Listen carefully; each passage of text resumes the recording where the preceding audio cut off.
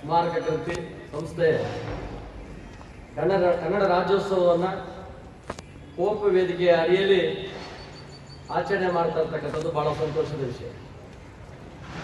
ನನಗೆ ಎರಡು ರೀತಿಯಲ್ಲಿ ಸಂಕಟ ಆಗ್ತದೆ. ಒಂದು ಸಂಕಟ, ಕನ್ನಡಕ್ಕೆ ಬಂದಿರತಕ್ಕಂಥ ಬದುಕು ಏನು, ಕನ್ನಡಿಗರು ನಾವು ಯಾವ ಪರಿಸ್ಥಿತಿಯಲ್ಲಿದ್ದೇವೆ, ಕರ್ನಾಟಕದಲ್ಲಿ ಕನ್ನಡದ ಸ್ಥಿತಿ ಏನು ಅಂತಕ್ಕಂಥ ಒಂದು ಯೋಚನೆಯಲ್ಲಿ ನೋವಾಗ್ತದೆ. ಮತ್ತೊಂದು, ಈ ಬಡವರನ್ನ ನೋಡಿದಾಗ ಆ ಬಡತನದಲ್ಲಿ ಇರ್ತಕ್ಕಂಥವರ ಪರಿಸ್ಥಿತಿ ಏನು, ಅವರ ಬದುಕುಗಳೇನು, ಈ ದೇಶಕ್ಕೆ ಸ್ವತಂತ್ರ ಬಂದು 72 ವರ್ಷಗಳಾದ್ರೂ ಇಲ್ಲಿಯ ತನಕ ಯಾವ ಸ್ಥಿತಿಯಲ್ಲಿದ್ದಾರೆ, ಯಾಕೆ ಇವತ್ತು ಕಿದ್ವಾಯಿ ಸ್ಮಾರಕ ಕೃತಿ ಆಸ್ಪತ್ರೆಗೆ ಬರಬೇಕು, ಈ ಬರ್ತಕ್ಕಂಥ ಜನ ಯಾರು, ಅವರ ಸ್ಥಿತಿ ಏನು, ಅವ್ರ ಮನೆಯಲ್ಲಿರ್ತಕ್ಕಂಥ ಪರಿಸ್ಥಿತಿಗಳೇನು, ಇಲ್ಲಿ ಒಂದು ಏನಾದ್ರೂ ನಾವು ಕಂಡ್ರೆ ಇಲ್ಲಿ ನಿಜವಾದಂತ ಏನಾದ್ರು ಸ್ವರ್ಗ ನರಕ ಅನ್ನೋ ಪ್ರಶ್ನೆ ಬಂದಾಗ ನಮಗೆ ಕಾಣಿಸೋದು ಇಲ್ಲಿ ನರಕ. ಆ ನರಕದ ಸದೃಶ ಒಂದು ಸಮಾಜವನ್ನ ಬದಲಾವಣೆ ಮಾಡೋದಕ್ಕೆ ಸಹ ಈ ಒಂದು ಸಂಸ್ಥೆ, ಕಿದ್ವಾಯಿ ಸಂಸ್ಥೆ ಸಂಪೂರ್ಣವಾಗಿ ಹೊಣೆ ಹೊತ್ತಿದೆ. ನಾನು 22 ವರ್ಷಗಳ ಹಿಂದೆ ನನ್ನ ಡಾಕ್ಟರ್ ರಾಮಚಂದ್ರ ಅವ್ರನ್ನ ಭೇಟಿ ಮಾಡಿ, ಅವರು ಆಕಸ್ಮಿಕವಾಗಿ ನಾವಿಬ್ಬರು ಒಂದ್ ಕಡೆ ಭೇಟಿ ಆದಾಗಿಂದ ನಾನು ಅವ್ರನ್ನ ಗಮನಿಸ್ತಾ ಇದ್ದೇನೆ. ಅವರು ಯಾವತ್ತೂ ವಾಣಿಜ್ಯ ಚಟುವಟಿಕೆ ಮಾಡಲಿಲ್ಲ, ವ್ಯಾಪಾರೀಕರಣ ಮಾಡಲಿಲ್ಲ. ತಮ್ಮ ವೃತ್ತಿಯನ್ನ, ತಮ್ಮ ಬದುಕುಗಳನ್ನ ಹೇಗೆ ಜೀವನ ಪೂರ್ತಿ ತಾನು ನೋವನ್ನು ಅನುಭವಿಸಿದ್ದೇನೆ, ನನ್ನ ಜೊತೆಗಿರ್ತಕ್ಕಂಥ ಬಡವರ ಸೇವೆಯನ್ನು ನಾನು ಮಾಡ್ತೇನೆ ಅಂತಕ್ಕಂಥ ಕೆಲಸ ಮಾಡೋದು. ಅವ್ರು ದೊಡ್ಡ ನರ್ಸಿಂಗ್ ಹೋಮ್ ಕಟ್ಬೋದಾಗಿತ್ತು, ಹಣ ಮಾಡ್ಬೋದಾಯ್ತು, ಲೂಟಿ ಮಾಡ್ಬೋದಾಯ್ತು, ಅವ್ರು ಮಾಡ್ಲಿಲ್ಲ. ಪೂರ್ತಿ ಕಾಯಕವೇ ಅವ್ರು ನಾನು ಆಗ್ಲೇ ಹೇಳ್ತಾ ಇದ್ದೆ, ನೀವು ಭಾಷಣ ಮಾಡಕ್ ಬರಲ್ಲ, ಆದ್ರೆ ಆಪರೇಷನ್ ಥಿಯೇಟರ್ಗೆ ಹೋದ್ರೆ ನಿಮ್ಮ ಪರಿಸ್ಥಿತಿ, ನೀವು ಹೇಗೆ ಅದನ್ನ ಪೇಷಂಟ್ಗಳನ್ನ ತಯಾರು ಮಾಡ್ತೀರಿ, ಹೇಗೆ ಅವ್ರು ಸಾಯ್ತಾ ಇದ್ದಂತ ಅದನ್ನ ಬದುಕ್ತೀರಿ ಅಂತಕ್ಕಂಥದ್ದು ಯೋಚನೆ ಬಂತು. ನಮ್ಮ ಅಣ್ಣನ ಒಬ್ಬ ಕಡ್ಡಿಪುಡಿ ಆಗ್ತಾ ಇದ್ದ, ಅಡಿಕೆಲ್ಲ ಆಗ್ತಾ ಇದ್ದ, ಸಿಗರೇಟ್ ಕುಡಿತಾ ಇದ್ದ. ಆತನಿಗೂ ದವಡೆ ಕ್ಯಾನ್ಸರ್ ಬಂದಿತ್ತು, ನಮ್ಗೆ ಗೊತ್ತಿರ್ಲಿಲ್ಲ ಏನು ಅಂತ. ಇಲ್ಲಿಗೆ ಡಾಕ್ಟರ್ ಜೊತೆ ತಂದಾಗ ಆ ದವಡೆ ಕ್ಯಾನ್ಸರ್ ಅದನ್ನ ಆಪರೇಷನ್ ಮಾಡೋದ್ರ ಮುಖಾಂತರವಾಗಿ ಅವ್ರು ಇನ್ನೂ ಒಂದು 15-20 ವರ್ಷ ಬದುಕೋ ರೀತಿಯಲ್ಲಿ ಮಾಡಿ ತೋರಿಸಿದಂಥವ್ರು ಡಾಕ್ಟರ್ ರಾಮಚಂದ್ರ. ಅವರ ಬಾಂಧವ್ಯ, ನನ್ನ ಬಾಂಧವ್ಯ ಬಹಳ ಅಪರೂಪದ ಅಣ್ಣ ತಮ್ಮಂದ್ರ ಬಾಂಧವ್ಯ. ನಾನೊಬ್ಬ ಪರಿಶಿಷ್ಟ ಜಾತಿಗೆ ಸೇರಿದವನಾಗಿರ್ಬೋದು, ಒಬ್ಬ ದಲಿತ ಕುಟುಂಬದಲ್ಲಿ ಬಂದಿರೋನಾಗಿರ್ಬೋದು. ಅವರು ನನ್ನನ್ನು ಯಾವತ್ತೂ ಪ್ರೀತಿಯಿಂದ, ನನ್ನನ್ನು ಒಂದು ಒಡ ಊಟದ ಸಂಬಂಧಿಯಾಗಿ ನೋಡ್ತಾರೆ. ಅವರು ನನ್ನನ್ನು ಬಹಳ ಪ್ರೀತಿಯಿಂದ ಹಾಕ್ಕೊಂಡು ಮಾತಾಡ್ತಾರೆ. ಹಾಗೆ ಮಾತು ಹೇಳ್ಬೇಕಂದ್ರೆ ಎಲ್ಲೋ ನಾನು ಮಾಡಿದಂಥ ನೆನಪುಗಳನ್ನು ಮಾಡ್ಕೋಬೇಕಾಗ್ತದೆ. ನಾನು ಕಟ್ಟ ಕಡೆಯ ಸಮಾಜದಿಂದ ಬಂದಂಥವ್ರು. ನಾನು ಕನ್ನಡ ಕೆಲವರು ಕೇಳ್ತಾರೆ, ಚೀನಾ ರಾಮ ಅಂದ್ರೆ ಏನು ಅಂತ ಕೇಳ್ತಾರೆ. ಚಿಕ್ಕಹಳ್ಳಿ ರಾಮನ ಅಂತಾರೆ. ಚೀನಾ ಮಂಗಳ ಅಂತ ಒಬ್ಬರಿದ್ರು NFKR ಪ್ರಿನ್ಸಿಪಲ್ ಆಗಿ ಸಾಹಿತಿಗಳು. ಅವ್ರದ್ದು ಪೇಪರಲ್ಲಿ ಹೆಸರು ಬರೋದು, ನಂದು ಪೇಪರಲ್ಲಿ ಹೆಸರು ಬರೋದು. ಬಹಳ ಜನ ಕೇಳೋರು, ಚೀನಾ ಮಂಗಳ ಏನಾಗಬೇಕು ನಿಮಗೆ ಅಂತ. ನಮ್ಮ ಅಕ್ಕ ಅಂತ ಇದೆ, ಆಕೆ ಯಾರು ನನಗೂ ಗೊತ್ತಿರ್ಲಿಲ್ಲ. ಅಂದ್ರೆ ಸಾಹಿತ್ಯ ಅಂತ ಗೊತ್ತು, ಸಂಬಂಧಿ ಅಲ್ಲ. ಚೀನಾ ಮಂಗಳ ಮತ್ತು ಚೀನಾ ರಾಮ ಎರಡು ಹೆಸರುಗಳು ಒಂದೇ ಸಾರಿ ಕೋಟ್ ಹಾಕಿ ಬರ್ತಾರೆ ಟಿವಿಗಳಲ್ಲಿ, ಪೇಪರ್ಗಳಲ್ಲಿ. ಹಾಗಾಗಿ ಹೇಳ್ತಾರೆ. ನಾನು ಯಾಕೆ ಈ ವಿಷಯ ಮಾತಾಡ್ತಾ ಇದ್ದಂದ್ರೆ, ಕರ್ನಾಟಕದಲ್ಲಿ ನಾವು ಹುಟ್ಟಿದ್ದೇವೆ, ನಾವೆಲ್ಲ ಕನ್ನಡಿಗರು, ಕನ್ನಡ ತಾಯಿಯ ಮಕ್ಕಳೇ. ಅದ್ರಲ್ಲಿ ಎರಡು ಮಾತಿಲ್ಲ. ಕನ್ನಡ ನಮಗೆ ತಾಯಿನೇ. ಕರ್ನಾಟಕದಲ್ಲಿ ಯಾರೇ ಬಂದು ವಾಸ ಮಾಡಿದ್ರು, ತಮಿಳಿಯವ್ರು ಬರಲಿ, ತೆಲುಗುನವ್ರು ಬರಲಿ, ಮರಾಠಿಗಳು ಬರಲಿ, ಯಾವುದೇ ಭಾಷೆಯವರು, ಹಿಂದಿಯವ್ರು ಬರಲಿ, ಉರ್ದುವ್ರು ಬರಲಿ, ಯಾರೇ ವಾಸ ಮಾಡಿದ್ರು ನಮ್ಮ ಕರ್ನಾಟಕದಲ್ಲಿ ಇರ್ತಕ್ಕಂಥ ಕನ್ನಡಿಗರು ನಮ್ಮ ತಾಯಿ ಅಂತ ಕರ್ನಾಟಕವನ್ನ ಪ್ರೀತಿಸ್ಬೇಕಾಗ್ತದೆ. ತಾಯಿಯನ್ನ ಪ್ರೀತಿಸೋ ಸಂದರ್ಭದಲ್ಲಿ ಇನ್ನೊಂದು ಯೋಚನೆ ನಾವು ಮಾಡ್ಬೇಕು. ತಾಯಿ ನಮ್ಗಿದ್ದಾಳೆ ನಿಜ. ತಾಯಿ ಮನೆಗೆ ದೊಡ್ಡಮ್ಮ ಬಂದ್ರೆ, ಚಿಕ್ಕಮ್ಮ ಬಂದ್ರೆ, ಅತ್ತೆ ಬಂದ್ರೆ, ದೊಡ್ಡತ್ತೆ, ಚಿಕ್ಕತ್ತೆ, ಅಕ್ಕ, ತಂಗಿರು ಯಾರಾದ್ರೂ ಬಂದ್ರೆ ಅವ್ರನ್ನ ನಾವು ಹಿಡಿದು ಸಾಯಿಸಕ್ ಆಗಲ್ಲಪ್ಪ, ಅವ್ರನ್ನ ಅಗೌರವ ತೋರ್ಸಕ್ಕಾಗಲ್ಲ. ಅಂದ್ರೆ ಅವ್ ಯಾವ ಅಂದ್ರೆ ಈ ತೆಲುಗು, ತಮಿಳು, ಮಲಯಾಳಿ ಇತರೆ ಭಾಷೆಗಳು ನಮ್ಗೆ ಅಕ್ಕ, ಚಿಕ್ಕಮ್ಮ, ದೊಡ್ಡಮ್ಮ, ಅತ್ತೆ ಇದ್ದಾಗೆ. ಅವ್ರನ್ನು ನಾವು ಪ್ರೀತಿಯಿಂದ ಮನೆಗೆ ನೆಂಟರು ಬಂದಾಗೆ ಅವ್ರ ಪ್ರೀತಿಯಿಂದ ನೋಡ್ಬೇಕಾಗ್ತದೆ. ತಾಯಿ ಕೊಡೋ ಗೌರವಕ್ಕೆ ಜೊತೆಲಿ ಚಿಕ್ಕಮ್ಮನಿಗೂ, ದೊಡ್ಡಮ್ಮನಿಗೂ, ಅತ್ತೆಗೂ, ದೊಡ್ಡತೆಗೂ ಕೊಡ್ಬೇಕನ್ನೋ ಭಾವನೆ ನನಗಿದೆ. ಆ ವಿಷಯನ ನಾನು ಮುಚ್ಚು ಮನೆಯಲ್ಲ ಮಾತಾಡ್ತೇನೆ. ಯಾವುದೇ ಭಾಷೆಯವರು ಯಾವುದೇ ಭಾಷೆಯನ್ನು ಮಾತಾಡಿದ್ರು, ಯಾವುದೇ ಭಾಷೆಯವರು ರಾಜ್ಯಕ್ಕೆ ಬಂದ್ರು ಗೌರವಿಸೋ ಕೆಲಸ ಮಾಡ್ತಾರೆ. ಅದೇ ರೀತಿಯಾಗಿ ಇವತ್ತು ಕನ್ನಡ ದೇಶದಲ್ಲಿ ಬಹಳ ಜನ ಬಹಳ ರೀತಿಯಲ್ಲಿ ಮಾತಾಡ್ತಾರೆ. ಕರ್ನಾಟಕದಲ್ಲಿ ಕನ್ನಡನೇ ಮಾತಾಡ್ಬೇಕು, ಬೇರೆ ಭಾಷೆ ಮಾತಾಡಬಾರ್ದು, ಕನ್ನಡವನ್ನು ಕಲಿಬೇಕು, ಕನ್ನಡವನ್ನೇ ಓದಿಸ್ಬೇಕು, ಕನ್ನಡ ಶಾಲೆಗಳು ಇನ್ನೂ ಕನ್ನಡನೇ ಹೇಳ್ಕೊಡ್ಬೇಕು ಅಂತ. ನಾವು 5ನೇ ಕ್ಲಾಸ್ ಮೇಲೆ ABCD ಕಲ್ತಿದ್ವಿ. ಅದಕ್ಕೆ ಮುಂಚೆ ನಮ್ಗೆ 1ನೇ ಕ್ಲಾಸಿಂದ 4ನೇ ಕ್ಲಾಸ್ವರೆಗೆ ಇರಲಿಲ್ಲ. ಕುಮಾರಸ್ವಾಮಿ ಮುಖ್ಯಮಂತ್ರಿ ಆಗಿದ್ದಾಗ, ಯಡಿಯೂರಪ್ಪ ಉಪಮುಖ್ಯಮಂತ್ರಿ ಆಗಿದ್ದಾಗ ಒಂದು ಪ್ರಯೋಗ ಮಾಡುದು. ಸರ್ಕಾರಿ ಶಾಲೆಗಳು ಹಾಜರಾತಿ ಕಡಿಮೆ ಆಗ್ತಾ ಇದೆ, ಅದಕ್ಕೆ ಏನಾದರೂ ಮಾಡಿ ಅವರು ಈಗ 1ನೇ ಕ್ಲಾಸಿಂದ ಕನ್ನಡದ ಜೊತೆಯಲ್ಲಿ ಇಂಗ್ಲಿಷನ್ನು ಹೇಳ್ಕೊಡ್ಬೇಕು ಅಂತಕ್ಕಂಥ ವಿಚಾರ ತಂದ ತಕ್ಷಣ ಹೋರಾಟಗಳು ಪ್ರಾರಂಭ ಆದವು. ಕರ್ನಾಟಕದಲ್ಲಿ ಕನ್ನಡ ಹಾಳಾಗೋಯ್ತು, ಕನ್ನಡದ ಮೇಲೆ ಇಂಗ್ಲಿಷ್ ಪ್ರಭಾವ ಆಗ್ತಾ ಇದ್ದಾರೆ. ಇವತ್ತು ಕನ್ನಡಿಗರು ಏನು ಕನ್ನಡದಲ್ಲಿ ಉಳಿಯಕ್ಕೆ ಸಾಧ್ಯನೇ ಇಲ್ಲ ಅಂತಕ್ಕಂಥ ಕೂಗಾಟಗಳನ್ನ ನಾನು ನೋಡಿದೆ. ನಾನು ಒಬ್ಬನೇ ಹೋರಾಟ ಮಾಡಿದೆ ಇದರ ವಿರುದ್ಧವಾಗಿ. ಇವತ್ತು ನಮಗ ಕನ್ನಡ ಸಾಹಿತ್ಯ ಪರಿಷತ್ತಿನ ಅಧ್ಯಕ್ಷರಾಗಿದ್ದಂಥ ಚಂಪಾವೂರಿಂದ ಹಿಡಿದು ಜ್ಞಾನಪೀಠ ಪ್ರಶಸ್ತಿಗಳನ್ನ ಪಡೆದಂಥವ್ರು ಕನ್ನಡದಲ್ಲಿ, ಕರ್ನಾಟಕ ಸರ್ಕಾರಿ ಶಾಲೆಯಲ್ಲಿ ಮಾತ್ರ ಕನ್ನಡ ಹೇಳ್ಕೊಡ್ಬೇಕು, ಇಂಗ್ಲಿಷ್ ಹೇಳ್ಕೊಡ್ಬೇಡಿ ಅಂತ ಹೇಳಿದ್ರು. ಅಲ್ಲಿ ಹೋದವರೆಲ್ಲ ಯಾರು? ಕಡು ಬಡವರು, ರೈತರು, ದಲಿತರು, ಹೊಟ್ಟೆಗಿಟ್ಟಿಗೆ ಜನ ನನ್ನ ಮಗ ಓದ್ಲಿ ಅಂತ ಸರ್ಕಾರಿ ಶಾಲೆ ಕಳಿಸ್ತಾರೆ. ಅವ್ರ ಮಕ್ಕಳನ್ನ ಇಂಗ್ಲಿಷ್ ಒಂದು ABCD ಕಲ್ತ್ಬಿಟ್ರೆ ಕರ್ನಾಟಕದ ಕನ್ನಡ ಹಾಳಾಗ್ತದೆ ಅಂತ ಹೇಳ್ತಾರಲ್ಲ. ಇವತ್ತು ಖಾಸಗಿ ಶಾಲೆಗಳು 5 ಲಕ್ಷ 10 ಲಕ್ಷ 15 ಲಕ್ಷ 20 ಲಕ್ಷ ಅದಕ್ಕೆ ರೆಕಮೆಂಡೇಶನ್ ಇರ್ತಕ್ಕಂಥದ್ದು. ಯಾರಾದ್ರೂ ಕೂಡ prime minister letter, chief minister letter, MLA letter ಕೊಟ್ಟರು ಅವ್ರು ಅಡ್ಮಿಷನ್ ಕೊಡಲ್ಲ, ಯಾರು ಕೇರು ಮಾಡಲ್ಲ, ಅಷ್ಟು ಸಾಕ್ತಾರೆ. ಎಜುಕೇಶನ್ ಮಿನಿಸ್ಟರ್ ಲೆಟರ್ ಕೊಟ್ರೆ ಪಕ್ಕಕ್ಕೆ ಹಾಕ್ತಾರೆ, ಅವ್ರ ಟ್ಯಾಲೆಂಟ್ ಟೆಸ್ಟ್ ಮಾಡ್ತಾರೆ. ಟ್ಯಾಲೆಂಟ್ ಯಾರು? ಅವ್ರ ಅಪ್ಪ ಹೇಗೆ ಇಂಗ್ಲಿಷ್ ಮೀಡಿಯಂ ಓದಿದಾನ, ಅವ್ರ ಅಮ್ಮ ಇಂಗ್ಲಿಷ್ ಓದಿದ್ರು. ನೀವು ಯಾವ ಕಾರಲ್ಲಿ ಬಂದ್ರಿ? ಅಂಬಾಸಡರು ಇಲ್ಲ, ನಿಮ್ ಸೀಟು ಮಾರುತಿ ಕಾರು ಇಲ್ಲ, ಬೆಂಚ್ ಗಾಡಿಯಲ್ಲಿ ಬರಬೇಕು, ಮನೆಯಲ್ಲಿ ಸದಾಶಿವನಗರದಲ್ಲಿ ಇರಬೇಕು. ಆ ಥರದವರೆಗೆ ಹುಡುಕಿ ಅವ್ರ ಎಜುಕೇಶನ್ ಇರುವಂತ ಮಕ್ಕಳಿಗೆ, ಪ್ರತಿಭಾವಂತ ಮಕ್ಕಳನ್ನ ತಯಾರು ಮಾಡುವಂತ ಕಾರ್ಖಾನೆಗಳು ಮಾಡ್ಕೊಂಡು ಹಣ ಲೂಟಿ ಮಾಡ್ತಾ ಇರ್ತಕ್ಕಂಥ ಖಾಸಗಿ ಶಾಲೆಗಳಲ್ಲಿ ಯಾವತ್ತೂ ನಮ್ಮ ಕನ್ನಡ ಚಳುವಳಿಗಾರರು ಯಾವತ್ತೂ ಹೋಗಿ ಅಲ್ಲಿ ಹೋರಾಟ ಮಾಡಲಿಲ್ಲ. ಅಲ್ಲಿ ಒಂದು ಸಬ್ಜೆಕ್ಟ್ ಕನ್ನಡ ಕೊಡಿ ಅಂತ ಕೇಳೋದಿಲ್ಲ ಯಾರು, ಅಲ್ಲೆಲ್ಲ ಇಂಗ್ಲಿಷೇ. ಇಲ್ಲಿ ಕನ್ನಡ ಮೀಡಿಯಂ ಜೊತೆ ಒಂದು ಇಂಗ್ಲಿಷ್ ಹೇಳ್ಕೋದಕ್ಕೆ ಹೋದ್ರೆ ನೀವು ಕರ್ನಾಟಕದಲ್ಲಿ ಕನ್ನಡ ಹಾಳು ಮಾಡ್ತಾ ಇದ್ದೀರಾ, ಕನ್ನಡ ಮುಚ್ಚಿಬಿಡ್ತಾ ಇದ್ದೀರಾ ನೀವು, ಈಗೆಲ್ಲ ಕೂಗಾಡ್ತಾರೆ. ನಾನು ಯಾಕೆ ಈ ವಿಷಯನ ನೊಂದು ಹೇಳ್ತೀನಿ ಅಂದ್ರೆ, ನಾನು ಕನ್ನಡದಲ್ಲಿ ಓದ್ ಬಂದಂಥವನು. ನಾವು ABCD ಕಲ್ತಿದ್ದೆ 5ನೇ ಕ್ಲಾಸ್ ಮೇಲೆ. ಅದಾದ್ಮೇಲೆ ನಮ್ಮ ಬದುಕುಗಳು ಯಾವ ರೀತಿ ಆಗಿದೆ, ನಮ್ಮ ಕೈಯಲ್ಲಿ ಮೊಬೈಲ್ ಇದ್ರೆ ಆನು ಆಪ್ ಬಿಟ್ರೆ ಬೇರೆ ಏನೂ ಬರಲ್ಲ. ಕಾರಣ ಏನು? ನಾನು ಇಂಗ್ಲಿಷ್ ಕಲಿಲ್ಲ. ಅದು ಇಂಗ್ಲಿಷ್ ಪರ್ಕೇಜ್ ಭಾಷೆ, ಅದು ನಮ್ಮ ಭಾಷೆ ಅಲ್ಲ, ಆಂಗ್ಲ ಭಾಷೆ. ಈಗ ಮಾತಾಡಿ ಮಾತಾಡಿ ಇಂಗ್ಲಿಷ್ ಕಲಿದೆ ಇವತ್ತು ನಮ್ಮ ಪರಿಸ್ಥಿತಿ ಬಹಳ ಕಷ್ಟ ಇದೆ. ನಾವು ಕನ್ನಡನ ಗೌರವಿಸೋಣ, ತಾಯಿ ತರ ನೋಡೋಣ. ತಾಯಿ ಇದ್ದಾಳೆ ನಮ್ಗೆ, ಹಂಗಂತ ನಮ್ಗೆ ಮದುವೆ ಆಗೋದಿಲ್ವಾ? ನಮ್ಗೊಬ್ಬ ಹೆಂಡತಿ ಬೇಡವಾ? ಹೆಂಡತಿನೇ ಇಂಗ್ಲಿಷ್ ಕಲೀರಿ, ಇಂಗ್ಲಿಷನ್ನ ಕಲಿಬೇಡ್ರಿ ಅಂತಾರೆ. ಯಾರು ಹೇಳೋದಿಲ್ಲ, ಯಾರು ನಾಟಕ ಆಡೋ ನನಗೆ ಗೊತ್ತಿಲ್ಲ.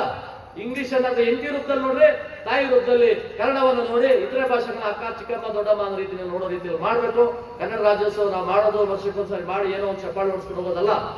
ನೋವು ಕಳಕಳಿಗಳನ್ನ ಹಂಚ್ಕೋಬೇಕಾಗ್ತದೆ ನಾವು ಜನ ಜೊತೆಲಿ. ಇದು ಈ ಮಾತು ಎಷ್ಟು ಜನಕ್ಕೆ ಅರ್ಥ ಆಗ್ತದೋ ಅರ್ಥ ಆಗೋದು ನನಗೆ ಗೊತ್ತಿಲ್ಲ, ಆದ್ರೆ ನಾನು ಮಾತಾಡಲೇಬೇಕಾಗುತ್ತೆ. ನನ್ನೊಂದು ಸೋಷಿಯಲ್ ಮೀಡಿಯಾ ಇದೆ, ಲಕ್ಷಾಂತರ ಜನಕ್ಕೆ ನಾನು ಮೆಸೇಜ್ ಕಳಿಸ್ತೇನೆ, ಅದರಿಂದ ನನ್ನ ರಿಪ್ಲೈ ಬರ್ತದಲ್ಲ, ಅದು ನನಗೆ ಸಂತೋಷ ಆಗ್ತದೆ. ನನ್ನ ಜಾಗೃತಿಯನ್ನು ಮಾಡ್ಬೇಕಾದ್ರೆ ನಮ್ಮ ಕರ್ತವ್ಯ. ನಾವು ಯಾವುದೇ ಸಂಘಟನೆಗಳನ್ನ ಟೀಕೆ ಮಾಡಕ್ ನಾನು ಹೋಗ್ತಾ ಇಲ್ಲ, ಯಾವುದೇ ಭಾಷೆಗಳನ್ನ ಟೀಕೆ ಮಾಡಕ್ ಹೋಗ್ತಾ ಇಲ್ಲ. ಇದು ಕನ್ನಡದ ಪರಿಸ್ಥಿತಿ ಈಗಿರ್ತಕ್ಕಂಥ ವಾಸ್ತವಾಂಶ. ನಮ್ಮ ನಾಯಕರು ಒಳ್ಳೆ ಹೋರಾಟಗಾರರು. ಕನ್ನಡದ ವಿಷಯ ಬಂದಾಗ ಅವ್ರು ಹೋರಾಟ ಮಾಡಕ್ ಪ್ರಾರಂಭ ಮಾಡಿದ್ರೆ ಇನ್ನೊಂದು ಕೌಂಟ್ರ್ ಕೊಡುವಂತ ಇನ್ನೊಂದು ಹೋರಾಟಗಾರ ಇದ್ದಾರೆ. ನಾಯಕರು ಯಾವುದೋ ಒಂದು ವಿಷಯ ತಗೊಂಡು ಹೋರಾಟ ಮಾಡ್ತಾರೆ ಅಂದ್ರೆ ಅವರೆಲ್ಲ ತಾಲೂಕು ಆಫೀಸರ್, ಅವರು ಬಸ್ ಸ್ಟ್ಯಾಂಡ್ ಅಲ್ಲೋ ಎಲ್ಲೋ ಅವೆನ್ಯೂ ರೋಡ್ ಅಲ್ಲೋ ಕೂತ್ಕೊಂಡು ಅಲ್ಲೋ ಪ್ರತಿಭಟನೆ, ಅವ್ರು ಅಲ್ಲಿ ಮಾಡ್ತಾ ಇದ್ರೆ ಇದೊಂದು ಪ್ರತಿಭಟನೆ ಕೌಂಟ್ರ್ ಮಾಡೋದು. ಇದು ನಮ್ಮ ಕನ್ನಡ ದುರಂತ. ನಾವೆಲ್ಲ ಒಂದಾಗ್ಬೇಕು. ಭಾಷೆ ಇರ್ಬೋದು, ಯಾವುದೇ ಭಾಷೆ, ಯಾವುದೇ ಸಂಘಟನೆ ಇರ್ಬೋದು. ರಾಜ್ಯದ ವಿಷಯ ಬಂದಾಗ, ಜಲನರದ ವಿಷಯ ಬಂದಾಗ ನಾವು ಒಂದಾಗಲೇಬೇಕಾಗ್ತದೆ. ಅವು ಯಾವುದೇ ವಿಚಾರ ಬಂದ್ರು ಇದ್ದಕ್ಕಿದ್ದಾಗೆ ಕರ್ನಾಟಕ ಬಂದ್ ಮಾಡ್ತೀನಿ ಅಂತ ಹೇಳಿದಾಗ ನಾಡುಗಳು ಬೆಂಬಲಿಗರು ಏನಾದ್ರು ಆ ಬಂದಕ್ಕೆ ಸಹಾಯ ಮಾಡಿದ್ರೆ ಕರ್ನಾಟಕದ ಮಾನ ಮರ್ಯಾದೆ ಗೌರವಗಳು ಹೋಗ್ತವೆ. ಯಾರು ಬಂದ್ ಮಾಡಲ್ಲ. ನಾಡುಗಳು ಒಂದ್ ಕಡೆ ಹಿಡಿತಾರೆ, ಇನ್ನೊಂದು ಗುಂಪು ಒಂದ್ ಕಡೆ ಹಿಡಿತಾರೆ. ನಾನು ಯಾವ ಗುಂಪುಗಳು ಇರ್ತಕ್ಕಂತ ಇಲ್ಲ, ನಾನು ಯಾರ ವಿಷಯನೂ ನಾನು ಮಾತಾಡ್ತಾ ಇಲ್ಲ. ಸತ್ಯ ಹೇಳಬೇಕಾಗ್ತದೆ. ನಾವು ಎಲ್ಲರೂ ಕೂತ್ಕೊಂಡು ಚರ್ಚೆ ಮಾಡಿ ಬಂದ್ ಮಾಡೋಣ, ಬೇಡ ನಾಡುಗಳು ಬನ್ನಿ, ಬೇರೆ ಸಂಘಟನೆ ಚಿನ್ನಾರವರೇ ಬನ್ನಿ, ನೀವೆಲ್ಲ ಕೂತ್ಕೊಳ್ಳೋಣ, ಏನ್ ಮಾಡೋ ವಿಷಯ ರಾಜ್ಯದ ಸಮಸ್ಯೆ ಬಂದಿದೆ. ಆಗ ಹೋರಾಟ ಮಾಡಿದ್ರೆ ಬೆಲೆ ಇರ್ತದೆ. ಎಲ್ಲೋ ಒಂದ್ ಕಡೆ ನಾನೇ ಸಂಪತ್ತು, ನಾನೇ ಈಗ ರಾಜ್ಯದ ಕನ್ನಡಿಗರ ಸಾರ್ವಭೌಮ ಅಂತಕ್ಕಂಥ ಹೋರಾಟ ಮಾಡ್ತಕ್ಕಂಥವ್ರನ್ನ ನಾನು ಒಪ್ಪೋದಿಲ್ಲ. ಹಾಗಾಗಿ ಕನ್ನಡದ ಒಂದು ದಿಕ್ಕು, ಇನ್ನೊಂದು ದಿಕ್ಕನ್ನ ನಾವು ಯೋಚನೆ ಮಾಡ್ತೀವಿ. ಇಲ್ಲಿ ಬಂದಾಗೆಲ್ಲ ನಮ್ಗೆ ಬಡವರು ನೋಡಿದಾಗೆಲ್ಲ ನಮ್ಗೆ ಒಂಥರ ಎಲ್ಲೋ ಒಂದ್ ಕಡೆ ಮೈ ಜುಮ್ ಅನ್ನುತ್ತೆ, ನೋವಾಗುತ್ತೆ, ಕಳಕಳಿ ಬರ್ತದೆ. ಏನೋ ಮಾತಾಡ್ಬೇಕಲ್ಲ ವಿಷಯಗಳನ್ನು ಮಾತನ್ನ ಹೇಳಬೇಕಾಗ್ತದೆ. ಇವತ್ತು ಡಾಕ್ಟರ್ ಬಾಬಾ ಸಾಹೇಬ್ ಅಂಬೇಡ್ಕರ್ ಅವರು ಈ ದೇಶದಲ್ಲಿ ಸಂವಿಧಾನವನ್ನ ಬರೆದು ಈ ಮೀಸಲಾತಿಯನ್ನ, ಸರ್ಕಾರಿ ಸೌಲಭ್ಯಗಳನ್ನ ಕೊಡಬೇಕು ಅನ್ನೋ ಪ್ರಯತ್ನ ಮಾಡ್ತಾರೆ. ಅವರು ಮೊದಲನೇ ಕಾನೂನು ಮಂತ್ರಿ ಆಗಿದ್ದಾಗ ಸೋದರತ್ವ, ಸಮಾನತೆ ಮತ್ತು ಸ್ವಾತಂತ್ರ್ಯ ಇರ್ತಕ್ಕಂಥ 3 ವೇದ ಘೋಷಗಳನ್ನ ಸಂವಿಧಾನದಲ್ಲಿ ನೋಡ್ತಾರೆ. 3 ಘೋಷ ಅಂತಂದ್ರೆ ಸಮಾನತೆ, ಸೋದರತ್ವ ಮತ್ತು ಸ್ವಾತಂತ್ರ್ಯ. ಸಮಾನವಾಗಿ ಎಲ್ಲರೂ ಇರಬೇಕು ದೇಶದಲ್ಲಿರ್ತಕ್ಕಂಥವ್ರನ್ನ ಭಾವನೆ ಅವ್ರಿಗೆ ಇರ್ತದೆ. ಆದ್ರೆ ಆಗಿನ ಸರ್ಕಾರ ಏನ್ ಮಾಡ್ತದೆ? ಬರೀ ಪರಿಶಿಷ್ಟ ಜಾತಿಗೆ ಮಾತ್ರ ಮೀಸಲಾತಿ ಕೊಡೋ ಮುಖಾಂತರವಾಗಿ ಎಲ್ಲ ಒಂದ್ ಕಡೆ 200 ವರ್ಗಕ್ಕೆ ಮೀಸಲಾತಿ ಕೊಡೋ ಮುಖಾಂತರ ಬೇರೆಯವ್ರನ್ನ ಕೈ ಬಿಡ್ತಾರೆ. ಬೇರೆ ಜಾತಿಗಳು ಬಡವರಿದ್ದಾರೆ, ಅವ್ರು ಬಡವಕ ಏನ್ ಯೋಚನೆ ಮಾಡ್ತಾರೆ? ನೋಡ್ರಿ, SC-ಗಳಾಗಿ ಹುಟ್ಟಬೇಕ್ರಿ, SC-ಗಳಾಗಿ ಹುಟ್ಟಿದ್ರೆ ಎಲ್ಲ ಬೆನಿಫಿಟ್ ಸಿಗ್ತದೆ. ಶೆಡ್ಯೂಲ್ ಕಾಸ್ಟ್ ಆಗಿ ಹುಟ್ಟಿದ್ರೆ ಲಾಭ ಆಗ್ತಾ ಇತ್ತು. ನಮ್ಮ ಮನೆಗಳಲ್ಲಿ ನಾವು 80%, 90% ಬರೋ ನಮ್ಮ ಮಕ್ಕಳಿಗೆ ಮೀಸಲಾತಿ ಸಿಗಲಿಲ್ಲ ಅಂತ ಕೂಗನ್ನ ಹೇಳೋದ್ರ ಮುಖಾಂತರ ಅಂಬೇಡ್ಕರ್ ಮಾಡಿರ್ತಕ್ಕಂಥ ಒಂದು ದೂರದೃಷ್ಟಿಯ ಕಲ್ಪನೆಯನ್ನ ಮರೆಮಾಚಂತ ಕೆಲಸವನ್ನ ಹಿಂದಿನ ಸರ್ಕಾರಗಳು ಮಾಡಿದ್ವಿ. ಇತ್ತೀಚೆಗೆ ನರೇಂದ್ರ ಮೋದಿ ಅವರು ಒಂದು ವಿಶೇಷವಾದ ಕಾನೂನು ತಂದರು. ಏನದು? ಮೇಲ್ವರ್ಗದಲ್ಲಿ ಇರ್ತಕ್ಕಂಥ ಬಡವರಿಗೆ 10% ಮೀಸಲಾತಿ ಕೊಡ್ತೀವಿ ಅಂತಕ್ಕಂಥದ್ದು ಅಂಬೇಡ್ಕರ್ ಚಿಂತನೆ ಆಗಿರೋದಾಗ ಅಳವಡಿಕೆ ಕಾನೂನು ಮುಖವಾಗಿ ಸಂವಿಧಾನ ಮತ್ತು ರಾಷ್ಟ್ರಪತಿಯಿಂದ ಅಂಗೀಕಾರಗೊಳಿಸಿ ಈಗಾಗಲೇ ಗುಜರಾತ್ನಲ್ಲಿ ಶಾಲೆಯಲ್ಲೂ ಇದೆ ಅದು 10% ಮೀಸಲಾತಿ. ಅದ್ರಲ್ಲಿ ಒಂದು ವಿಚಾರ ಅಂತ ಹೇಳ್ಬೇಕಂದ್ರೆ 10% ಅಂದಾಗ ಮೇಲ್ವರ್ಗದವ್ರು ಬಹಳ ಖುಷಿ ಪಟ್ಬಿಟ್ಟಿದ್ದಾರೆ. ಆ ಖುಷಿ ಅಲ್ಲ. ಮೇಲ್ವರ್ಗದಲ್ಲಿ ಯಾರು ಮೇಲೆ ಬಂದಿದ್ದಾರೋ ಅವ್ರಿಗೆ ಸಂತೋಷ ಆಗ್ತದೆ. ಯಾಕಂದ್ರೆ 8 ಲಕ್ಷ ಆದಾಯ ಮಿತಿ ಇಟ್ಟಿದ್ದಾರೆ. 8 ಲಕ್ಷ ಆದಾಯ ಮಿತಿ ಅಂತಂದ್ರೆ 65,000 ರೂಪಾಯಿ ಸಂಬಳ ತಗೊಳ್ತಕ್ಕಂಥವ್ರು ಆ ಮೀಸಲಾತಿಗಾರರಾಗ್ತಾರೆ. ಇವತ್ತೆಲ್ಲೋ ಒಂದ್ ಕಡೆ ಸೆಕ್ಯೂರಿಟಿ ಕೆಲಸ ಮಾಡ್ತಾರೆ, ಎಲ್ಲೋ ಒಂದ್ ಕಡೆ ಕೂಲಿ ಕೆಲಸ ಮಾಡ್ತಾರೆ, ಯಾವುದೋ ಹೋಟ್ಲಲ್ಲಿ ಹೋಗಿ ಸಪ್ಲೈ ಕೆಲಸ ಮಾಡ್ತಾರೆ, ಕ್ಲೀನಿಂಗ್ ಕೆಲಸ ಮಾಡ್ತಾರೆ, ಯಾವುದೋ ತೆಂಗಿನಕಾಯಿ ಮಾರ್ಕೊಂಡು ಕೂತಿರ್ತಾನೆ. ದಿನಕ್ಕೆ ಒಂದು 200 ರೂಪಾಯಿ 300 ರೂಪಾಯಿ ಸಂಪಾದನೆ ಮಾಡ್ತಕ್ಕಂಥ ವ್ಯಕ್ತಿ ತಿಂಗಳಿಗೆ 10ರಿಂದ 15 ಸಾವಿರ ರೂಪಾಯಿ ದುಡಿತಾನೆ. ಆ ವ್ಯಕ್ತಿ 65,000 ರೂಪಾಯಿ ಸ್ಯಾಲರಿ ತಗೊಳ್ಳೋ ಮುಂದೆ, ಸಂಬಳ ತಗೊಳ್ಳೋ ಮುಂದೆ ಪ್ರತಿ ಆತ ತನ್ನ ಮಕ್ಕಳಿಗೆ ವಿದ್ಯಾಭ್ಯಾಸನ ಮತ್ತು ಮೀಸಲಾತಿ ಕೊಡೋಕೆ ಸಾಧ್ಯ ಇಲ್ಲ. ಹಾಗಾಗಿ ನರೇಂದ್ರ ಮೋದಿ ಅವರಿಗೆ ನಾನು ಒಂದು ಪತ್ರ ಬರೆದೆ. ಅದೇ ರೀತಿ ಹಿಂದುಳಿದವರಿಗೂ ಅದೇ ರೀತಿ ಇದೆ. 8 ಲಕ್ಷ ಆದಾಯ ಮಿತಿ ಇಟ್ಟಿದ್ದಾರೆ, ಅಲ್ಲೂ ಅನ್ಯಾಯ ಆಗ್ತಾ ಇದೆ. 8 ಲಕ್ಷ ತಗೊಳತಕ್ಕಂಥ ಆದಾಯ ಮಿತಿ, 65,000 ರೂಪಾಯಿ ಆದಾಯ ಮಿತಿ ತಗೊಳ್ತಕ್ಕಂಥವನು, ಹಿಂದುಳಿದವರಲ್ಲಿ ಕೂಲಿ ಮಾಡತಕ್ಕಂಥವನು, ರೈತನ ಕೆಲಸ ಮಾಡ್ತಕ್ಕಂಥವನು, ಎಲ್ಲೋ ಒಂದ್ ಕಡೆ ವರ್ಷಕ್ಕೊಂದ್ಸರಿ ಬೆಳೆ ಇಕ್ಕೆ ಬೆಳೆ ಬಂದ್ರೆ ಲಾಭ, ಇಲ್ಲ ನಷ್ಟ ಅನ್ಬಿಡ್ತಕ್ಕಂಥ ಬಡಪಾಯಿ ಮಕ್ಕಳಿಗೆ, ಹಿಂದುಳಿದವರದ ಮಕ್ಕಳಿಗೆ ಅವಕಾಶ ಅಲ್ಲಿ ವಂಚನೆ ಆಗ್ತಾ ಇದೆ. ಇವತ್ತು ಪರಿಶಿಷ್ಟ ಜಾತಿಗಳಿಗೆ IAS, IPS, IRS, IFS, ಡಾಕ್ಟರ್ಗಳು, ಇಂಜಿನಿಯರ್ಗಳು, MLAಗಳು, MP ಇದ್ದಾರೆ. ಅವರು ನಿರಂತರವಾಗಿ ಸಂಪತ್ತನ್ನು ಅವ್ರ ಸ್ವಂತ ಕುಟುಂಬಕ್ಕೆ ಆಸ್ತಿ ಅಂತ ಅಂಬೇಡ್ಕರ್ ಕೊಟ್ಟಂತ ಇದನ್ನ ಸೌಲಭ್ಯಗಳನ್ನ ಒಬ್ಬರೇ ಪಡ್ಕೊತಾರೆ. ಇವತ್ತು IAS, IPS ಮಾಡಿದಾಗ ಮತ್ತೆ ಮೀಸಲಾತಿ ಯಾಕೆ? MLA, MP ಆಗ್ತಾರೆ, ಮಿನಿಸ್ಟರ್ ಆಗ್ತಾರೆ, ಅವ್ರ ಮಕ್ಕಳಿಗೆ ಯಾಕೆ ಮತ್ತೆ ಮೀಸಲಾತಿ ಕೊಡಿ? ಇನ್ನೊಬ್ಬ ಬಡಪಾಯಿಗಳಿಗೆ ಇವತ್ತು ಇಲ್ಲಿ ಬಂದಿರ್ತಕ್ಕಂಥ ನನ್ನ ಅಣ್ಣ ತಮ್ಮಂದಿರು, ಅಕ್ಕ ತಂಗಿ ನಾನು ನೋಡ್ತಾ ಇದ್ದೇನೆ, ಇನ್ನೂ ಪೇಷಂಟ್ ನೋಡ್ತಾ ಇದ್ದೇನೆ. ಅವ್ರ ಪರಿಸ್ಥಿತಿ ಹೇಗಿದೆ, ಅವ್ರ ಬದುಕು ಹೇಗಿದೆ, ಊಟ ಮಾಡಿ ಆಗಿದೆ, ಅವ್ರ ಬದುಕುಗಳ ಬಗ್ಗೆ ಏನ್ ಯೋಚನೆ ಮಾಡ್ಬೇಕು, ಅವ್ರು ಬಂದಿರೋರ ಜೊತೆ ಏನು, ಅವ್ರ ಸಮಸ್ಯೆಗಳು ಯಾರು ಬಗೆಹರಿಸೋರು, ಇದ್ರ ಬಗ್ಗೆ ಯಾರು ಯೋಚನೆನೇ ಇಲ್ಲ. ನಾನೇನಾದ್ರೂ ಮೀಸಲಾತಿ ಅಂತಕ್ಕಂಥದ್ದು ಬಡತನದಲ್ಲಿರ್ತಕ್ಕಂಥ ಕಟ್ಟಕಡೆ ಸಮಾಜಕ್ಕೆ ಕೊಡಬೇಕು, ಈ ಮೀಸಲಾತಿ ಅಂತಕ್ಕಂಥದ್ದು ನಿಜವಾದ ಶೋಷಿತ ಸಮಾಜಕ್ಕೆ ಹೋಗ್ಬೇಕು ಅಂತಕ್ಕಂಥ ಮಾತಾಡಿದ್ರೆ ಕೆಲವು ಸಂಘಟನೆಗಳಿದ್ದಾರೆ. ಅವ್ರನ್ನ ನಾನು ಏನ್ ಕರಿಬೇಕು ಅಂತ ಗೊತ್ತಾಗಲ್ಲ. ಅದು ಮಾತಾಡಿದ್ರು ಅವ್ರಿಗೆ ಯಾವ ಹೆಸರು ಹೇಳೋದಿಲ್ಲ, ನಾವು ಯಾವ ಸಂಘಟನೆ ಹೆಸರು ಹೇಳೋದಿಲ್ಲ. ರೋಡ್ ಕಾಲ್ ಮಾಡ್ತಕ್ಕಂಥವ್ರು ಹೊಟ್ಟೆ ಪಾಡಿಗಾಗಿ ಎಲ್ಲೋ ಕೂಪ ಬಂದೂಕಗಳನ್ನು ಈ ರೀತಿಯಲ್ಲಿರ್ತಕ್ಕಂಥ ಕೆಲವು ತುಕಡೆ ಗ್ಯಾಂಗ್ನವರು, ಚೀನಾರಾಮ್ ಅವರು ಮೀಸಲಾತಿ ಬೇಡ ಅಂತ ಇದ್ದಾರೆ, ಮೀಸಲಾತಿ ಕಿತ್ತಾಕಿ ಅಂತ ಪ್ರೈಮ್ ಮಿನಿಸ್ಟರ್ ಪತ್ರ ಬರೆದ್ಬಿಟ್ರಂತೆ. ಅರೆ ಸತ್ಯ ಹೇಳ್ಬೇಕಾದ್ರೆ ಈ ಪ್ರೈಮ್ ಮಿನಿಸ್ಟರ್ ಪತ್ರ ಬರೆದಿರೋದು ಮೀಸಲಾತಿ ಅಂತಕ್ಕಂಥದ್ದು ಇನ್ನು 2020 ಜನವರಿ 25 ಈಗಿರ್ತಕ್ಕಂಥ ಅವಧಿ ಮುಕ್ತಾಯ ಆಗ್ತಾ ಇದೆ. ಈ ಸತ್ಯ ಇದು 10 ವರ್ಷ ವಿಸ್ತರಣೆ ಆಗ್ತಾನೆ ಇದೆ. 2020 ಜನವರಿ 25ಗೆ ಮೀಸಲಾತಿ ಅಂತ್ಯ ಆಗೋ ಸಂದರ್ಭದಲ್ಲಿ ಮೀಸಲಾತಿ ಮುಗಿದೋಯ್ತಂತಲ್ಲ ಹೇಳ್ತಾರೆ. ಮೀಸಲಾತಿ ಇರ್ತದೆ, ಇನ್ನು 10 ವರ್ಷ ವಿಸ್ತರಣೆ ಮಾಡ್ತಾರೆ. ಮತ್ತೆ ಫಲಾನುಭವಿಗಳು ಯಾರು? ಆದಾಯ ಪಡ್ಕೊಂಡು ಮೇಲೆ ಬಂದಿರ್ತಕ್ಕಂಥವ್ರೆ ಮತ್ತೆ ಅವಕಾಶಗಳನ್ನ ಪಡ್ಕೊತಾರೆ. ಇದು ತಪ್ಪು ಅಂತ ಹೇಳೋದನ್ನ ಧೈರ್ಯವಾಗಿ ಹೇಳೋಂಥ ಕೆಲಸ ನಾನು ಮಾಡಿದಾಗ ನನಗೆ ಹೇಳ್ತಾರೆ, ಚೀನಾರಾಮ್ ಅವರು RSS ಇದ್ದಾರೆ, ನಾನು BJP-ನಲ್ಲಿ ರಾಷ್ಟ್ರೀಯ ಪ್ರಧಾನ ಕಾರ್ಯದರ್ಶಿ, ದಕ್ಷಿಣ ಭಾರತ 6 ರಾಜ್ಯಗಳ ಉಸ್ತುವಾರಿ ಇದ್ದೀನಿ. ರಾಜಕೀಯ ಬೇರೆ, ಸಂಘಟನೆ ಬೇರೆ. ನಮ್ಮ ನಿತ್ಯ ಜೀವನದಲ್ಲಿ ಇರ್ತಕ್ಕಂಥ ಸಮಸ್ಯೆಗಳ ಬಗ್ಗೆ ನಾವು ಯೋಚನೆ ಮಾಡಲೇಬೇಕು. ಈ ದಿಕ್ಕಿನಲ್ಲಿ ಯೋಚನೆ ಮಾಡತಕ್ಕಂಥ ವಿಷಯನ ಅದನ್ನು ತೀರ್ಚಿಬೋದು. ಚೀನಾರಾಮ್ ಪ್ರಧಾನಮಂತ್ರಿ ಪತ್ರ ಬರೆದ್ಬಿಟ್ಟಿದಾರಂತೆ. ಈ ಪತ್ರದಲ್ಲಿ ಮೀಸಲಾತಿ ಬೇಡ ಅಂತ ಹೇಳಿದಾರಂತೆ. ಹಾಗಾಗಿ ಅವ್ರನ್ನ ಕಲ್ಲಲ್ಲಿ ಹೊಡೀರಿ, ಗುಂಡಿಕ್ ಹೊಡೀರಿ, ಅವರು ದಲಿತರೇ ಅಲ್ಲ, ಅಂಬೇಡ್ಕರ್ ವಿರೋಧಿಯವರು, BJP RSS ನ ಕಟ್ಟಾಳುವರು ಅಂತಕ್ಕಂಥ ಮಾತಾಡಿ ಜನರನ್ನು ದಿಗ್ತಪ್ಪಿಸುವಂತ ಕೆಲಸ ಮಾಡ್ತಾರೆ. ಅನ್ನೋದು ಏನವರು ಮಾಡ್ಕೊಳ್ಳಿ, ಅದ್ರ ಚಿಂತೆ ನನಗಿಲ್ಲ. ಆದ್ರೆ ಬಡತನದಲ್ಲಿ ಇರ್ತಕ್ಕಂಥ ನನ್ನ ತಂಗಿರು, ಅಕ್ಕ ತಮ್ಮಂದಿರು ಇವತ್ತು ಯಾವ ಸ್ಥಿತಿಯಲ್ಲಿದ್ದಾರೆ? ಅವರ ಬದುಕುಗಳು ಸುಧಾರಣೆ ಆಗ್ಬೇಕು. ಸ್ವತಂತ್ರ ಬಂದು 72 ವರ್ಷ ಆದ್ರೂ ಇನ್ನೂ ಬಡವರಾಗೇ ಇದ್ದಾರೆ. ಈ ಪರಿಸ್ಥಿತಿಗಳನ್ನ ನಾವು ಅವಲೋಕನ ಮಾಡ್ಬೇಕಂದ್ರೆ ಇದು ವೇದಿಕೆ ಬಹಳ ದೊಡ್ಡದಾಗಿ ತಗೊಳಕ್ಕಾಗಲ್ಲ. ನಾಡುಗಳು ಕನ್ನಡದ ವಿಷಯದಲ್ಲಿ ಬಹಳಷ್ಟು ಹೋರಾಟಗಳನ್ನು ಮಾಡ್ಕೊಂಡು ಬಂದಿದ್ದಾರೆ. ಅವ್ರಿಗೆ ನಾನು ಒಂದು ವಿಷಯ ಮನವಿ ಮಾಡ್ತೇನೆ. ಇವತ್ತು ಸರ್ಕಾರಿ ಶಾಲೆಗಳನ್ನ ಅಲ್ಲಿ ಇಂಗ್ಲಿಷ್ ಹೇಳ್ಕೊಡೋದಕ್ಕೆ ವಿರೋಧ ಅಂತ ಯಾರೇ ಮಾತಾಡಿದ್ರು, ಖಾಸಗಿ ಶಾಲೆಗಳಿದಾವಲ್ಲ, ದೊಡ್ಡ ಕಾಲೇಜುಗಳು, ನರ್ಸಿಂಗ್ ಹೋಮ್ಗಳು ಬೇಬಿ ಸಿಟಿಂಗ್ಗೆ ಇನ್ಫ್ಲೂಯೆನ್ಸ್ ಮಾಡಬೇಕು. 2 ಲಕ್ಷ 5 ಲಕ್ಷ 10 ಲಕ್ಷ ಕೊಡಬೇಕು.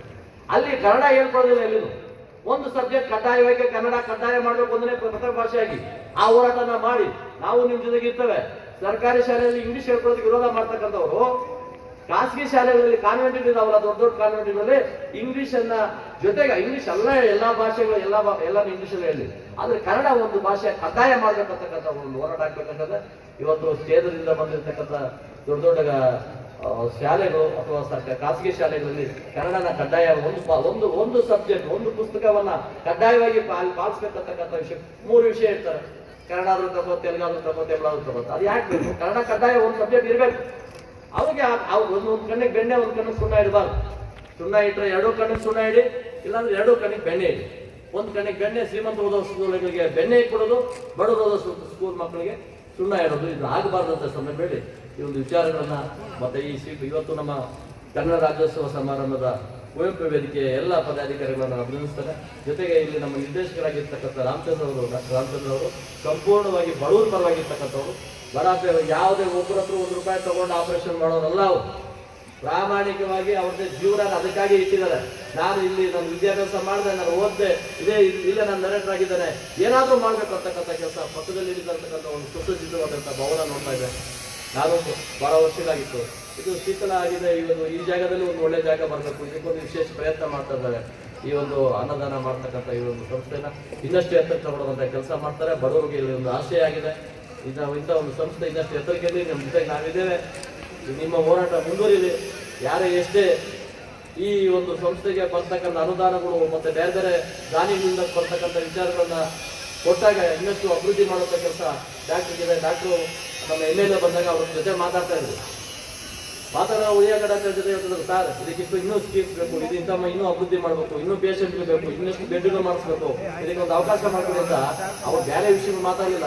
ಇನ್ನೂ ಪರ್ಮಿಷನ್ ಬೇಕು ಅಂತ ಇನ್ನೇನು ಬೇಕಂತ ಈ ಒಂದು ಸಂಸ್ಥೆಯನ್ನು ಅಭಿವೃದ್ಧಿ ಮಾಡೋದಕ್ಕೆ ಅವ್ರ ಕಳಕಳಿಯನ್ನ ಮಾತಾಡಿದ್ರಲ್ಲ, ಅವರಿಗೆ ನಾನು ಧನ್ಯವಾದಗಳು ಅರ್ಪಿಸ್ತೇನೆ. ಮತ್ತೆ ಈಗಾಗಲೇ ನಮ್ಮ ರಾಮಲಿಂಗೇಶ್ವರ ಅವರು ಭಾಳ ಚೆನ್ನಾಗಿ ಮಾತಾಡಿದ್ರು, ಒಳ್ಳೆ ಹಾಡನ್ನು ಆಡಿದ್ರು. ನಮ್ಗೆ ಹಾಡು ಬರಲ್ಲ, ಹೋರಾಟ ಮಾಡೋ ಮಾತುಗಳು ಹೇಳ್ಬೋದು. ನಮ್ಗೆ ಹಾಡು ಬಂದಿದ್ರೆ ನಾನು ಒಂದೆರಡು ಹಾಡು ಬಿಡ್ತಾ ಇದ್ದೆ, ಅದು ಹಾಡು ಬರೋದಿಲ್ಲ. ನಮ್ಮ ಹೃದಯದಲ್ಲಿ ಎಲ್ಲೋ ಒಂದು ಕಡೆ ಕಳಕಳಿ ನೋವಿದೆ. ಬಡತನದಲ್ಲಿರ್ತಕ್ಕಂಥ ಜನಕ್ಕೆ ಏನಾದರೂ ನ್ಯಾಯ ಕೊಡಿಸ್ಬೇಕು ಅನ್ನೋ ದಿಕ್ಕಿನಲ್ಲಿ ನಾನು ಅಭಿನಯಿಸ್ತೇನೆ. ಮತ್ತು ನನ್ನ ಹಿರಿಯ ಸಹೋದರರಾಗಿರ್ತಕ್ಕಂಥ ಡಾಕ್ಟರ್ ಚಿನ್ನಸ್ವಾಮಿ ಅವರು ಬಂದಿದ್ದಾರೆ, ಅವ್ರಿಗೂ ನಾನು ಅಭಿನಂದಿಸ್ತೇನೆ. ಮತ್ತು ತ್ಯಾಗರಾಜ್ ಅವರು ಒಳ್ಳೆ ಬರಹಗಾರರು, ಕ್ರಾಂತಿಕಾರಿ ಲೇಖನವನ್ನು ಬರೆದಿದ್ದಾರೆ, ಪತ್ರಕರ್ತರಾಗಿ ಉತ್ತಮವಾದಂಥ ಕೆಲಸಗಳನ್ನು ಮಾಡಿದ್ದಾರೆ. ಅವರೊಂದು ವಿಶ್ಲೇಷಣೆ ಬರೆದ್ರೆ ಸರ್ಕಾರ ನಡುವ ರೀತಿಯಲ್ಲಿ ಅವರು ವಿಶ್ಲೇಷಣೆ ಬಿಡ್ತಾರೆ. ಒಬ್ಬ ಪತ್ರಕರ್ತನಾಗಿ ತೀಕ್ಷ್ಣವಾಗಿ ದಿನಪತ್ರಿಕೆಗಳಲ್ಲಿ ಸಾಕಷ್ಟು TV ಚಾನಲ್ಗಳಲ್ಲಿ ಕೆಲಸ ಮಾಡಿದ್ದಾರೆ. ಇವತ್ತು ಅವ್ರದೇ ಒಂದು ಡಿಜಿಟಲ್ ಕನ್ನಡ ಅಂತ ಒಂದು ವಾರಪತ್ರಿಕೆಯನ್ನು ಮಾಡಿ ಇಡೀ ವಿಶ್ವಕ್ಕೆ ಆ ಪತ್ರಿಕೆಯನ್ನು ಕಳಿಸ್ಕೊಡೋದು ಕೆಲಸ ಮಾಡ್ತಾ ಇದ್ದಾರೆ. ಅವ್ರಿಗೂ ನಾನು ಅಭಿನಯಿಸಿ, ವೇದಿಕೆ ಮೇಲೆ ಇರ್ತಕ್ಕಂಥ ಎಲ್ಲರಿಗೂ ನಾನು ಮತ್ತೆ ಅಭಿನಯಿಸಿ, ನಿಮ್ಮೆಲ್ಲರಿಗೂ ಅಭಿನಯಿಸಿ ನಾನು ಮಾತಾಡ್ತೀನಿ.